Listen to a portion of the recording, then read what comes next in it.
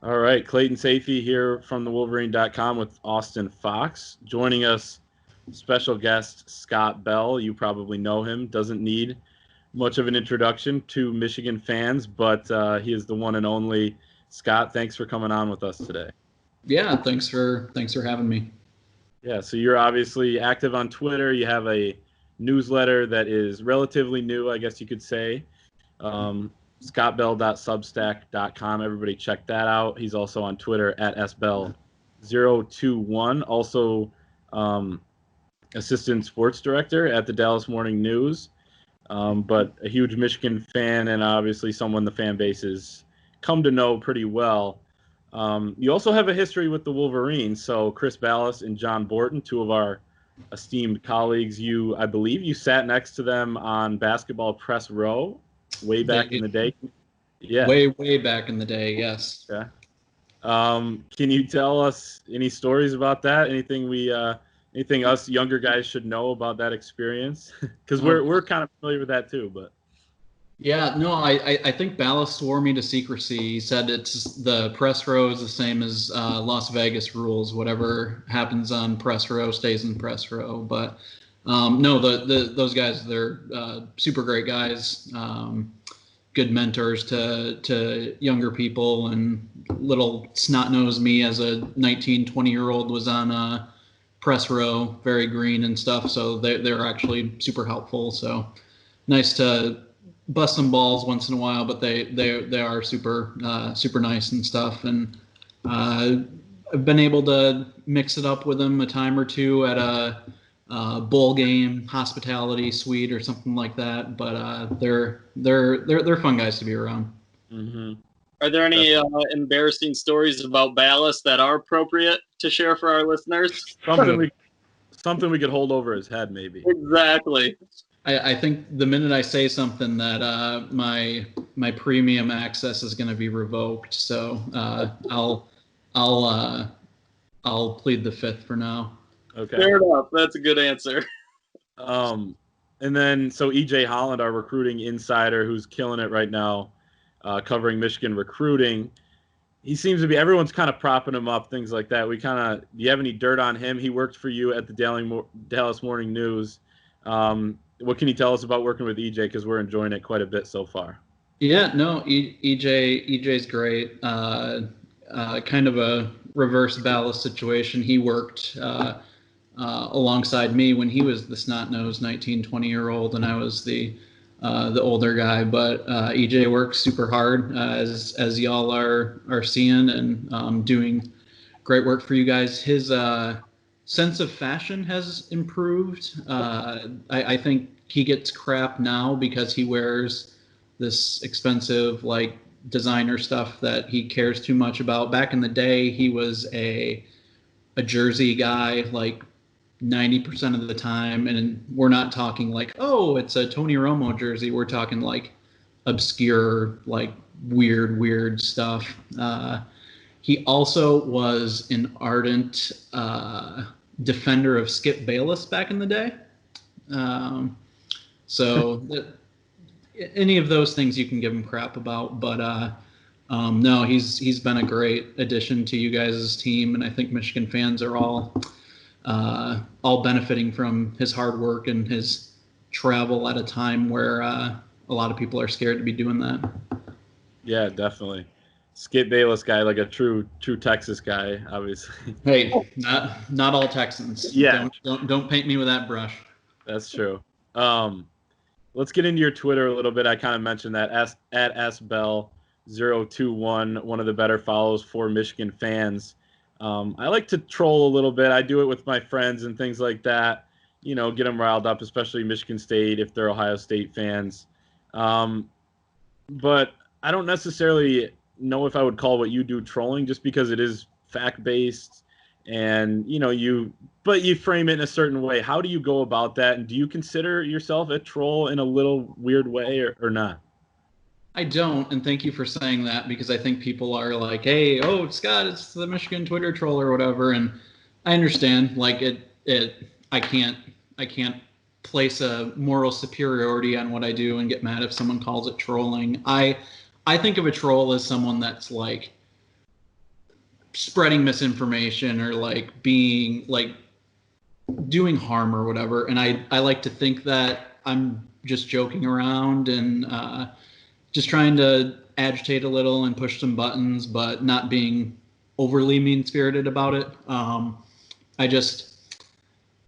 But at the same time, I am attempting to get a rise out of people. So it's not fair for me for when I get a rise out of people to be like, whoa, don't go after me. I'm innocent old me or whatever. But I do think there's a line between taking shots at stuff that shouldn't be joked about or taking shots at college kids and pointing out that Mark D'Antonio had a losing record his last 4 years at Michigan State. That's fair game. It's hilarious, and I'll bring it up. But if someone just like completely blows it, or if someone's making light of like sexual assault or something like that, that's stupid. And I don't need people to tag me on that or like look for my approval for that, because I'm not doing that myself. But I'm a big believer that Twitter is getting increasingly terrible. So I'm trying to still inject fun into things and just try to have a little more fun with it. But everyone can kind of do with that as they want. Mm-hmm.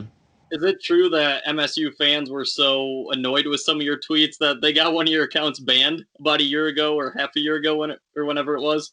Yeah, that happened, and it was like right in the heart of college basketball season, so it was a little annoying. It was a 4 or 5 days till I was able to get the account back.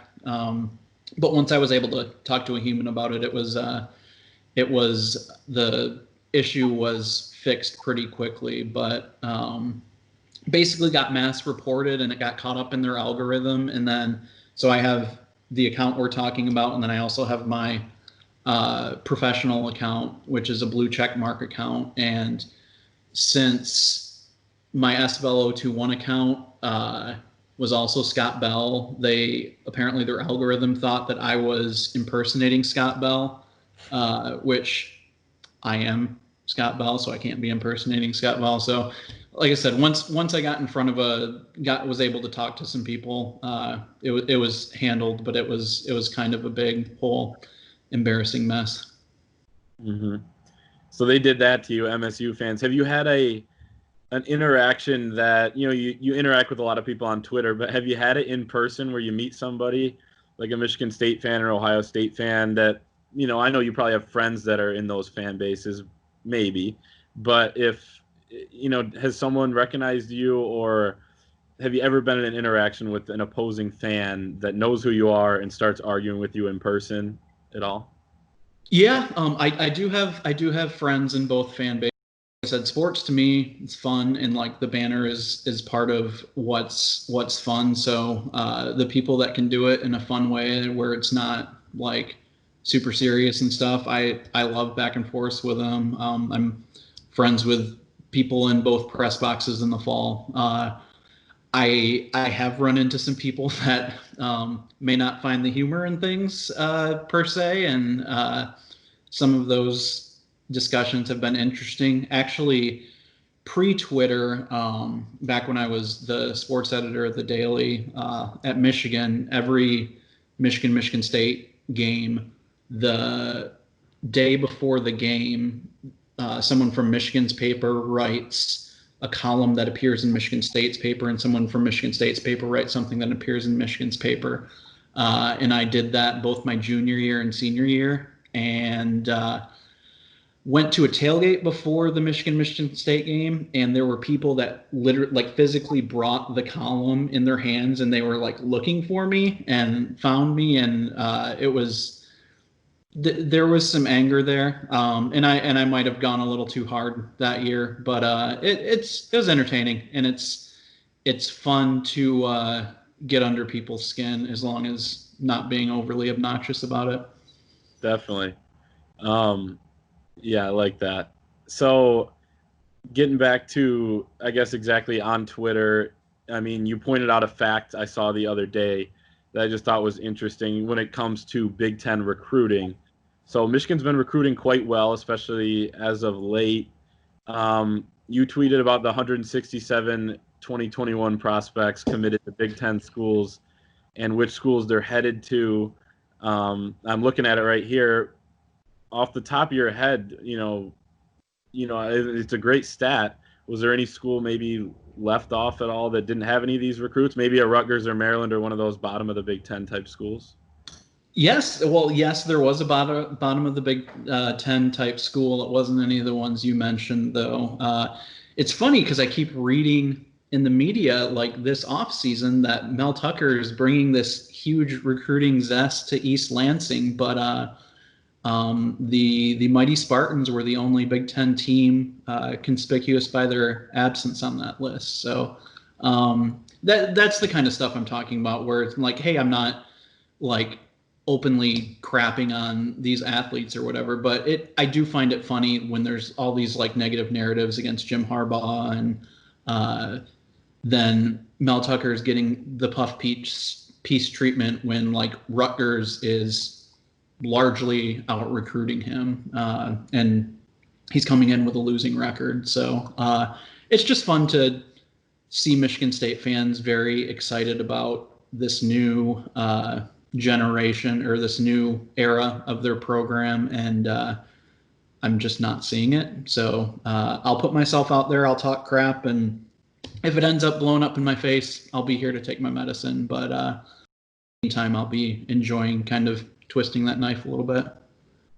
Definitely. Last thing on this, I guess you kind of mentioned it with Michigan State. The excitement seems to be there for some reason or another with, in terms of hiring maybe a third or fourth choice. But you obviously saw the Mel Tucker cigar photo that he posted on Instagram. I saw some tweets from Michigan State fans saying, man, this guy just gets it. This is how you connect with kids and things like that.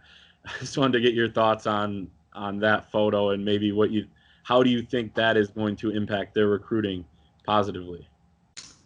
I mean, I guess if they're recruiting a cigar aficionado, it might excite them, but I get it. Like I looked for all the bright spots in Rich Rodriguez and Brady Hoke. I'd be a hypocrite if I pretended I didn't. I think they want to think the best and expect the best. And I mean, it's a guy that comes from an SEC program and there's some pedigree there. Like, I get it, look for it, but I just like, why does that matter? Like, cool. It's a picture of a guy smoking a cigar. Like, look at the programs that are doing great right now. I mean, Dabo Swinney's a nerd, but he can recruit. Like, it's not like he's exuding coolness. Ryan Day looks like he wears makeup, but he can coach circles around everyone. It's like the cool factor isn't gonna save anything. Derek Mason at Vanderbilt looks like he could beat the crap out of anyone and be super cool, and they're still Vanderbilt. They're not good. Like, you should be judged on what you do on the field and how you're recruiting, and he's got a losing record as a head coach, and their recruiting is very poor right now. And I hear the first-year coach pandemic excuses, and I understand that, but Greg Schiano's a first-year coach during a pandemic too, and the top 100 Big Ten commits right now, that stat we were talking about a little bit ago, Rutgers has been able to get 5. Michigan State hasn't gotten any. So let's not overplay that stat, because you can come up with excuses, but Michigan State should probably have a commitment from one of the 100 best kids that are committed to Big Ten programs right now. I think you make a good distinction there, because they do like to criticize Jim Harbaugh for, quote unquote, winning the off season and things like that. And then exactly what they're kind of parading with Mel Tucker. But I have nothing against Mel Tucker as a human being. I mean, he could be a good coach, but at this point, I guess it remains to be seen. Like you said, he's got some pedigree, but I want to talk about your newsletter a little bit, because I think it's really good. I just signed up last week for it when it became premium, and I think it's some really good information. I think, like you said, they're in, like, kind of, we talked about, super fact-based, research-based. So it's really, really thoroughly done. what made you do that? I know maybe, you said on Twitter you kind of want to step away from that social media outlet a little bit more. What made you do it? And then, what do you think you're looking for to bring to those readers that sign up for it? Yeah. Well, thanks for bringing it up and for signing up. I appreciate that. I just kind of like how I mentioned a little bit ago, Twitter's just kind of, it's not a place to go to have legitimate conversations, and I'm still going to joke around and mess around on there. It's still a fun place to hang out, but I despise trying to talk like actual sports on there, because you're going to get both extremes where it's you tweet that someone committed there, and you're going to get this one side of the fan base where it's just like, I don't care, beat Ohio State. And then there's people that are just going to completely blow sunshine all the time. And if you say something where you're being critical or realistic about it, you'll get attacked by that side too. So I'm trying to attract kind of the middle, and people that want to have like actual kind of in-depth conversations about things. And so that was kind of the aim of this. I actually launched it like a week before the pandemic, which ended up being good timing. But at the same time, I'll be my real job responsibilities are going to be kicking up pretty soon. So that's why I kind of decided to go the premium route, because I'm writing 5,000 or so words a week and sinking a lot of time into it. And I've really enjoyed it. I've had really good feedback from people, and it's been fun, but it's something I'm not going to be able to do as a side hobby for free if I'm going to carry it into the season. So launched it as a premium product about a week ago. The response has been really great, and I'm excited to do it into the season, and hope the support keeps growing. And I haven't really covered Michigan for the past decade because I've been down here in Texas. And when I did cover them, it was from a pure journalistic standpoint. And this is written more from a fan perspective. And I've actually really enjoyed that change up. So, so far so good. I'm enjoying it. And I try to have the topics all be driven by what subscribers want to hear. So hopefully I'm not kind of wasting people's time too. So, so far so good, and hope it continues for a long time. It obviously has a lot of good research in it, just looking at it lately. Have any of the facts surprised you that you've researched since you started this newsletter about Michigan football?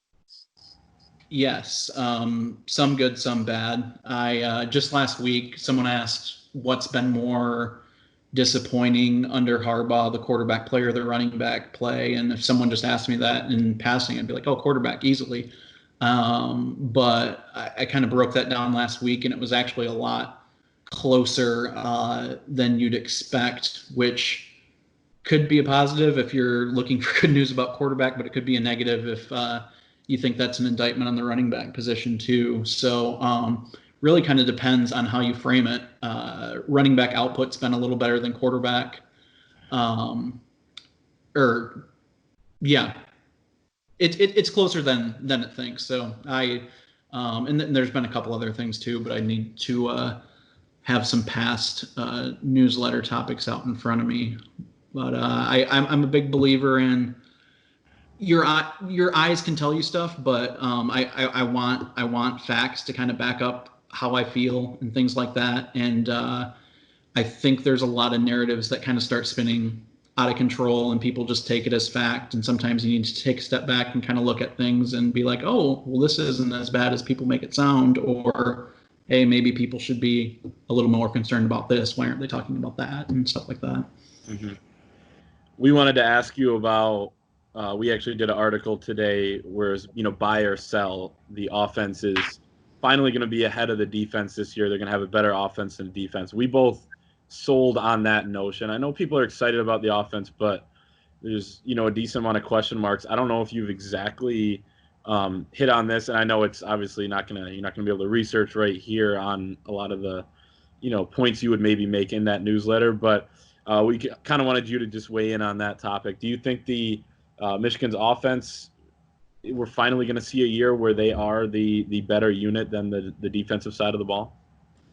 Off the top of my head, I think I would sell on that as well. I think trajectory-wise, offense is headed up and defense is probably trickling down, and they're getting closer to meeting each other. But, I mean, Michigan's defense has been a top 5 defense all but 1 year under Don Brown, and the offense is coming from a low place. So I like where it's headed under Gaddis, and I like the skill they're recruiting. But even if defense takes another step down this year and offense takes a step up, you might be stepping down from an A- defense to a B defense, and you might be going from a C+ offense to a B- or a B. So I think the safe bet is still on defense. I think that's been this program's identity. I think the bar has been set high, and even if it's pretty good, I think people might get mad because they're used to seeing great. But I would expect Michigan's national rank on defense to still be better than on offense this year. Mm-hmm. Seems like everybody's talking about the quarterback battle this offseason too. Do you think Joe Milton will be the guy this fall, or do you think it'll wind up being Dylan McCaffrey as a redshirt junior? I'm hoping it's whoever earns it. If I had a gun to my head, I'd say McCaffrey, just because I mean, he's kind of the guy that forced Brandon Peters out, and I don't think that gets enough talk. He justified himself on that depth chart, and he was ahead of Milton on the depth chart last year. There's Instagram videos, there's things that can get people excited about Milton, and I don't have a dog in the race. Like I said, I would love there to be an easy choice, because that would mean that one kind of stepped up and earned it over the other. But I guess we'll wait and see. I think McCaffrey's a little bit of a safer bet. I think Milton might have a little higher upside, but McCaffrey's been in the program longer. Past depth charts have given him a leg up, so he'd be my guess. But in terms of whose corner I'm in both of their corner, and I hope one of them does great. Mm-hmm. Two pretty good options there. I saw you're going to be doing game-by-game predictions in your newsletter this week. I don't want to ask you to do game-by-game, but as we kind of approach the season, I guess this is probably the most popular topic that anyone that, whether it's a fan or anyone making an appearance or on any sort of show, is going to be asked. Do you have a record prediction for Michigan this fall? I do. I have Michigan at 10-2, which is another pretty good season, not great season. I think Ohio State's the only game where they're going to be a considerable underdog, and it might be the only game where they are an underdog. I think they started off as a 1-point dog against Washington, but it's kind of flipped 3 or 4 points in the other direction. But Michigan on the road has been difficult, so has been a little rough. So that's a tough game to kind of just give Michigan the nod for, just because they might be slightly favored. I would not be sad if that game was canceled and Michigan ended up playing Central Michigan instead.